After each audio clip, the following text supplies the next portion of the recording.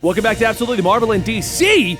We were just having an off-the-air discussion about the show Andor and why I've given up on Star Wars on Disney Plus for the most part. And then I realized, why aren't we pressing record? So here we are. Because we haven't addressed why we aren't touching on it. So the cast of Absolutely Marvel and DC, we do watch the Star Wars shows, or at least I was. Dan, I think you've caught up on all of them, right? Except for Andor. I watched Obi-Wan. I didn't watch Mandalorian season 2, Boba Fett. I didn't watch those ones. I watched Visions and Obi-Wan though. Okay, no, this is actually going to work to my point. And Hassan, what ones have you watched so far? Mando 1 and half of Mando 2, all of Obi-Wan, specific scenes of Boba Fett. So okay, there you go. Yeah. And you haven't watched Andor either, right? Okay, yeah. Movie about it. So we were just talking about this, and here's what I think is the problem, in my opinion, about what's going on with Star Wars. It was leading to a discussion, which is why I told everyone to press record. So Star Wars came back. We had 7, 8, and 9, and I've said since the beginning, while I don't think those are terrible movies, they're not good movies. The problem I have with 8 isn't that Rian Johnson tried to do something new. I just think that should have been its own trilogy.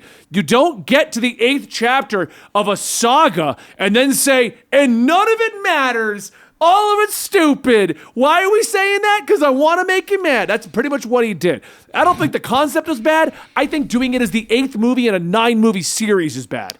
That's my problem with that. I will say, based on that reaction, I'm very glad I did not actually see 8. I only saw 7 and I saw 9, and apparently I did not miss anything that really mattered. No, because 8 has some stunning set pieces in it. Yeah. 8 definitely has moments to shine. It's just Rian Johnson's thesis on this was very contrarian. It was very anti-Star Wars mythos, which is a cool ideology. It's a cool thing. I think he's going to get a a movie down the road too. I think he's going to get another shot at it. No, I think they canceled that supposedly. But none of that matters. We're not going into that. So what you're saying is basically Ryan's episode 8 should have been one of these Disney Plus shows. It should have been a Disney Plus show. It should have been its own trilogy. I think it would have worked in general. The whole idea of episode 8 was basically to give you the idea that none of it matters. There is no chosen one. There is no Skywalker legacy because Rey, you are not important, and we are going to take back everything because you're not important. I'm not important. None of this is important. Let's go kill the Emperor, Plagueis, or whoever it ended up being, because they said that it was supposed to be Plagueis, but then it wasn't, and whatever. But all of that just got thrown out the window because he wanted to tell a story about throwing out your expectations, which I do think is a great idea. I do think that was a great idea. Just not as episode 8 in a 9-episode saga. That should have been a brand new movie, brand new series from episode 1, 2, and 3, where he comes in and we start the first movie where you're like, oh, they're just doing nostalgia. And he's like, nope, throw away lightsabers, throw away chosen ones. That would have been great. That would have been a great series. But following that, the backlash on that, they've been really weird with Star Wars. And what I have found myself leaning to, any character that they want to re-dive into, I just have very little interest in. That, for me, has been the issue. Obi-Wan and Boba Fett I kind of forced myself to push through. Obi-Wan, I got halfway through and just stopped watching. And not because I found it bad. I just found it uninteresting. They were just hyping up, getting us to Vader. And we never really got to Vader. And I know we did, but I fell off before we got to Vader. It's kind of reminding me what She-Hulk's doing with Daredevil. If I was actually watching to see Daredevil, I would have been long gone by now. And then Andor is just like, oh, remember Rogue One, the movie that we all thought was going to be terrible, turned out to be amazing? Yeah, how about we go into more of those characters? Why? Whatever your story is, you're still telling me a story about a character that doesn't make it. So it's a filler story. It's a prequel story. It doesn't matter. I want to see the Star Wars universe progress. And Dan brought up Visionaries, and I feel that Visionaries is a great way to test it. Visions is a great way to test things in the Star Wars universe and actually progress the Star Wars universe. Because due to the backlash from 7, 8, and 9, in my opinion, Star Wars is spinning its wheels. Mandalorian is the only brand new idea they have thrown out there. And season 1 was great, and 2 was just a big cameo fest, which was okay, because we had one. But now they're turning Mandalorian into like, well, let's cameo other shows. What do you guys think? Because I'm just tired of the rehashes. Dan is a bigger Star Wars fan, so I'm going to let him have the length of speech. I simply have, this is what I would do with Star Wars now. You create the Star Wars multiverse only because I don't want to have to throw out everybody's work on, 7, 8, and 9, but having the foreboding future in front of us is stupid, and it makes all the stories that we could be telling now moot, right? You go right into Mandalorian, you cast Sebastian Stan as Luke Skywalker, as Mark Hamill has given his blessing, and he is down for the role, and he's wonderful at it. He looks the role, right? You cast Sebastian Stan as it. You do Rosario Dawson Ahsoka, Mandalorian, Pedro Pascal, and Luke Skywalker, and you just tell stories in this time. You want to tell TV? Great. You want to tell movies? Even cooler, right? And you can build towards another thing. And if down the road, if the actors aren't as jaded as I know John Boyega wouldn't touch Star Wars with a 1,000-foot pole because of how upset he was and everything. Well, maybe he had a role that got reduced to nothing. I mean, I maybe they'll play better versions of his characters and stuff or something like that. But right now, Star Wars apparently is super jaded because they said Han Solo failed because they recasted Han Solo. No, it failed because it was the same it is a Star Wars movie that came out in the same calendar year as another Star Wars movie, and one that everybody hated. And you recasted Han Solo as the guy that they weren't rooting for, which I hear he did fantastic as Han, but they're rooting for the guy that looks exactly like Harrison Ford and talks like Harrison Ford. So I mean, to follow up on what you're saying there, I saw Solo. Solo was okay, but again, it was a movie of I never wondered why he got named that. I never wondered how him and Chewie met up. It makes for just a great story, not a great movie. Again, it's not progressing Star Wars. Right. They're filling in gaps that no one asked for. Right. So if you throw out the sequels and not throw them out in a way to disrespectfully, you could find a way to tie them back in the future. But you throw out that this is the titular endpoint, you have to end there. Tell stories in the middle. I would have loved to watch Luke Skywalker be the most powerful Jedi Knight in the universe and start his school. I don't necessarily need to see the school fall the way that it did in those movies. Maybe it could still fall in other reasons, and maybe he could still be the beacon of hope in a way. There's a different reason he becomes a hermit. I don't know. But there's so much to tell in that middle period, and we have actors. We have the deep fake that they've been doing is really cool. It's gotten a lot better. It's awesome technology. But when the original actor is alive and well and can co-sign this, and it's not like Sebastian Stan, who looks like him, isn't an incredible actor in his own right. Super good, right? So it's the answer is looking you right in the face. Tell stories there. Mandalorian, Luke Skywalker team up movie. I would see the fuck out of that movie. That'd be awesome. I mean, that was one of the things I felt did work initially in episode 7 when they did bring back the old cast to tell the future stories. Where are they going? Not what they do to get here. You have established that Luke is jaded and doesn't care. Okay, let's move forward. Don't tell me how he got here. I'm getting tired of media in general wanting to tell us prequel stories. You and I are about to have a discussion about House of Dragon.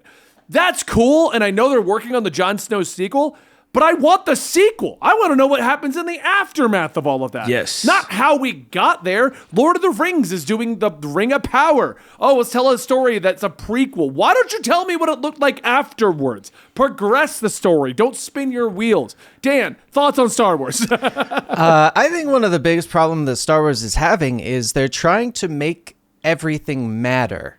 And I think that's actually what made Star Wars Visions better, was that none of it necessarily mattered. It was just fun stories in the Star Wars universe. I think that's why Mandalorian Season 1 did so well when it came out, was because it didn't matter. It was Mandalorian showing what a Mandalorian does and having a story. And I feel like a lot of these other ones, it's kind of like the prequel argument of they're trying to make these things matter when you don't necessarily care. And I feel like if you don't care, you're not going to watch it. Whereas if it doesn't matter and it's a completely separate thing, you watch it because there's intrigue. There's already a set universe and basically rules surrounding the universe, and you're just going off of that. And I think that's what makes those so much better, and that people start disliking it when they start trying to tie it in with everything else and this other thing. And especially like what you said of the, they're going to die, or where they're going to end up. And it's such a very significant where they're going to end up that the road there does not matter as much because things don't have as much impact. That was, in my opinion, one of the problems with Obi-Wan. You knew where it was going, so there was less intrigue and intensity behind a lot of the scenes because you're like, well, it cannot end in this way. I know it has to end in this specific way. That's why telling future stories works out better. And also the argument of, and I agree with this argument, let's take Luke, for example. Some people don't like what they did with Luke in the end. You just ignore it because your movies are still fine. But if you start telling me, well, between these, he did this other thing, that's harder to ignore because now you're telling me between my movies something happened. That now it's in my timeline. But if it's in the future, I go, okay, well, I don't know what he did in the future and I don't care. Right. Like the prequel movies almost, it feels kind of like those almost arguments where you're talking to someone and you ask them to do something. And while they're doing it, you keep adding rules. You keep adding, well, I want it to be like this. And you're like, okay, but I was already drawing this image in my mind of where things were and how everything was. And you keep throwing these things in. Whereas if you go Star Wars Visions, you have the basis of the universe. Here's some fun stuff that goes off of what you know, but adds things that don't necessarily matter to all this other stuff. And I think that's just what makes it fun. I think that's what makes me excited to watch certain Star Wars properties, because if it's brand new, I'm excited. If it's not, I've seen the stuff I want to see in the main universe. I don't want to see extra explaining this small thing. I want new. But there's also the case in point of like taking Obi-Wan, for example. Like some people are like, well, why did you drop off Obi-Wan? Didn't you want to see the fight between him and Vader? Yeah, I think that would have been cool. But at the exact same time, that whole show didn't matter. Because I know that at Star Wars Episode 4, Obi-Wan is going to meet up with Darth Vader, and he's going to get hit, and he's going to die, and that's the end of Obi-Wan. So no matter what he does with Vader right now, as cool as they can make it, it's not really going to matter, because you can't make it matter. Oh, but you get to see Obi-Wan come to terms with what he's doing. But I don't need to, because in Episode 4, he's come to terms with it. Mm-hmm. He's already doing all of that. So watching him go on this journey might be interesting to a certain extent. And if I wasn't watching 90 other shows, I probably would have finished it. But when the story just boils down to, he's just coming to terms with everything. Okay. I'm going to go watch these other shows that I've got to watch. And I think going off of that, I think a big thing when you have a show that's kind of based around one thing that you want to see, you're going to ignore all the boring stuff. Go watch the clip on YouTube of the fight between Obi-Wan and Vader. That's all you need. If you know that there's only one specific part and like you said, the coming to terms with it, that doesn't matter to you. Why are you going to sit through all of that stuff of them explaining why he's coming to terms if you just don't care and you want to see the fight and you're like, okay, I'll wait for the fight. Right. Yeah, there's a lot of arguments to be made. I can't believe we're doing a Star Wars video out of nowhere. Someone in our chat brought up the irony is that Andor addresses a lot of it. But the problem with this, and Andor is a great example why none of us have watched it, and I can make this comment without even having seen Andor. Even if Andor addresses why is he important, why are we doing this, what's going on, what made him who he is, none of that matters because I just verified the timeline. It's Andor, Rogue One, which means that no matter what, Rogue One is going to happen. Mm-hmm. So no matter what happens to Andor, Rogue One is going to happen. And I vaguely remember Rogue One, but I'm pretty sure everyone dies in Rogue One. Whoa, spoilers. I haven't seen Rogue One yet, Benny. Well, maybe you should go watch the movie from 4 years ago. I don't know what to tell you. Jeez, dude. Flashpool in our chat is also saying it's a vessel to tell a spy thriller in Star Wars. And that's cool. And that goes back to Obi-Wan, which is a story about a man overcoming his trauma of watching his friend pass on. Both great stories in their own right. But the problem I have is that we're in a day and age where there are 50 things for me to watch. So do I want to watch a story about a man overcoming his trauma and a story about a spy thriller set in the Star Wars universe about characters that I know are eventually going to die? Or would I rather watch new characters and new development and new progressions in Star Wars, which might get me hooked in and I won't really know what's happening? Because no matter what happens in Andor, he will eventually meet up with, I believe her name is not Rey. What is her name in Rogue One? Jyn. Felicity Jones. He's gonna meet up with Jyn, and he's gonna eventually get to the planet, and they're gonna get the stuff, and they're gonna die. That doesn't mean you can't enjoy Andor. I'm not saying Andor itself is bad, and apparently a lot of people say it's one of the best Star Wars shows next to Mandalorian, which is fine. What I'm discussing is why is it that we are not the only ones, just don't seem to care anymore. Yeah. Like, and I'm a Star Wars. I literally have a lightsaber on my arm. Like, if like a prequel is made in order to give context to set up something that is already planned to be told in the future, that's a whole other thing too, right? Yeah. You do the Obi-Wan series and it has him getting a girl pregnant, and then it implies that there's a sequel thing happening with Obi-Wan's kid. That's a whole different story. And I agree. I liked Obi-Wan, but you know, it was an inconsequential story that didn't change a lot of things that happened. Now if you watch everything in chronological order, there's more things to watch in between. Mm-hmm. And he probably got the coolest lightsaber battle, in my opinion, just based on the way the light was like flashing on their face from the swords in the dark. That's awesome. But yeah, I could go to YouTube and watch that. You could, and I think we know Dylan made a super cut of like the whole show as a movie that it was like 2 hours something, and some other people did on TikTok as well, which is becoming like a really popular trend, is to turn all these giant series into little movies because there's so much unnecessary information. And it's one thing if it's a sequel where every detail kind of matters. It's another thing if it's a prequel. I've definitely been burnt out of prequels as a whole. Yeah. The first set of Star Wars prequels was a great idea. Anakin Skywalker's story, never been told, lightly addressed, very ominous, right? Mm-hmm. It was awesome. Obviously, execution varies from person to person, on opinion to opinion there, but it's a really good premise. But now we're in an era, like, we don't need rings of power. If we need anything in the Lord of the Rings world, how, you know, we're talking about how magic is leaving Middle Earth. Let's see that story play out. I believe all the way down to the end. It's been a while since I've read and watched the finale. We're talking like 20 years, but I'm pretty sure don't all the elves leave? What does that mean with the magic leaving and the elves leaving? What does that world look like now? I know it's supposed to, well, it moves on to the Age of Man, and we're supposed to be, but that's not going to be a clean cut. They don't just wake up one morning and go, Industrial Age. Yeah, and the same goes for Game of Thrones, right? Like, it's not that the House of the Dragon hasn't been an interesting story, but for me, there's an episode last night that has a big reveal in it, and the night before, somebody drunkenly revealed it to me and said, well, everybody knows it, the book's been out for ages, and I was like, fuck you, you spoiled the story for me.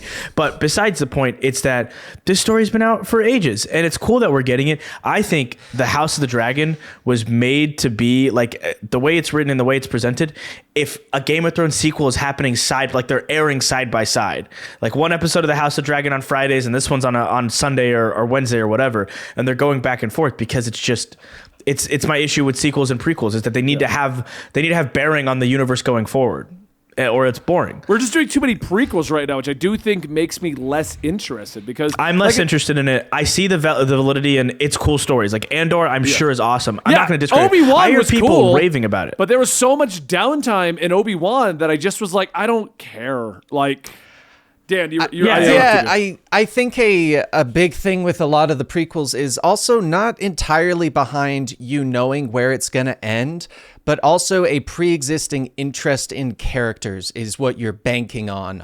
Like the House of Dragon, it's pre-existing off of the Targaryens, which does have a big fan base, but if you already... I want to give Dan points for knowing the word Targaryens, because I'm pretty sure he doesn't watch Game of Thrones. I don't. So basically, like, what I'm saying is, like, when you're going off of an existing character, people already have pre-existing opinions of that character, and if you aren't interested, it's a lot harder to get you interested when you're already like, first off, they died, but that's not important. I didn't enjoy the character already. I saw them for a little bit. I don't care. Whereas, like, if you went, oh, here's a spy thriller of this character we had never heard of before, I might be more interested in watching it because I would be learning and finding out whether or not I'm interested in this new character. Andor is a great example, I think, of that, because at least Obi-Wan, they were kind of banking on, okay, well, technically Obi-Wan didn't just disappear for 10 years. Something must have happened. Let's tell that story. Okay, cool. But Andor is like, so you know that B character, the support character for Jin in that movie we did 5 years ago? Mm-hmm. Let's go tell just a fun spy story. Well, why don't we just tell a fun spy story within Star Wars universe with a new character? You made Mandalorian, that worked. yeah, and I think the conversation stays pretty the same. It's not that we're insulting the stories that are being told necessarily. We just think that at this point, if you're going to tell a story like that, please let it have a through line to the future, because I want to move forward in my storytelling. I'm bored of, because we're in like a franchise bubble where not as much new stuff is coming out. It's just, more Star Wars, more Game of Thrones, more Batman, more this, more that, and I'd like to see something new, but these things are so popular that nothing new is coming out. So at the very very least give me a new piece of this universe would be awesome.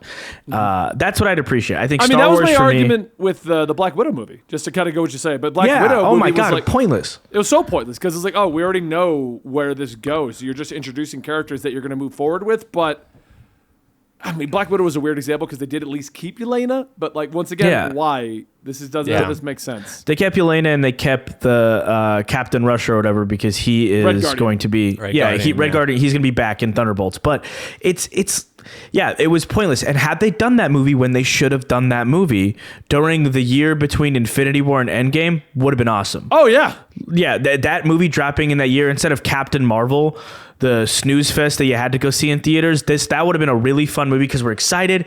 We don't know Black Widow is dead. So we're getting a lot of wonderful context on her family and her existence. We would have cared more. I mean, we already cared when she died. Imagine how much harder that would have hit with you go, and she had a family. Yes. Right. Yeah. So I hopefully down the road, I have a couple friends who haven't seen the MCU yet. I'm going to show them these movies, not in chronological order, but I'm moving that one up the timeline. Right. And I'm going to cut off the post-credit scene. And I'm going to see how the actual reaction is because I think it adds so much more impact. But you're telling the story later. It's wonderful that Scarlett Johansson finally got a movie. She was well-deserving of a movie a lot sooner than this. It's a travesty she didn't get one. But it's unfair to her character and the motivations of it. We're not bringing Black Widow back. We're just not. The funny thing about the mention of the Black Widow movie is it's reinforcing the argument that we're having. The parts of the movie that most people enjoyed were the new characters we knew nothing about. And we didn't know where their future went. It was Red Guardian and Yelena. I feel like they really stole the show in that movie and you really enjoyed them more. And I think that might have been also another reason why Captain Marvel did not perform as well is there were no really new characters for you to want to get interested in that. And I think that also took away from it a little bit. Like, we want new information. We don't want more information about things. We want just straight up new stuff. It's almost like they all got like too chicken shit to give me anything new. After the whole Star Wars debacle, we're like, "Oh, you didn't like it, so we're just not going to do anything new." Like, but I think you're right. I think at this point we're going to talk in circles. So let us know in the comments down below what you think is going on. Why? I'll leave it up for. Why do you think that me, Dan, and Hassan just stopped caring about the Star Wars stuff? And once again, I do want to reiterate: I don't feel any of the Star Wars shows are bad. What I have seen, I've enjoyed. I am a Star Wars fan. Mm-hmm. They're all subjectively good or bad. But I'm saying I'm not as much of a Star Wars fan anymore. That's just me. That's me only. But what do you think the reasoning is? And how do you think that this whole world that we're in of prequels and just telling stories that we kind of already have a lot of info on matters? But hope you guys enjoyed. I'm Benny. That's Dan. That's Hassan. And we will see you guys next time.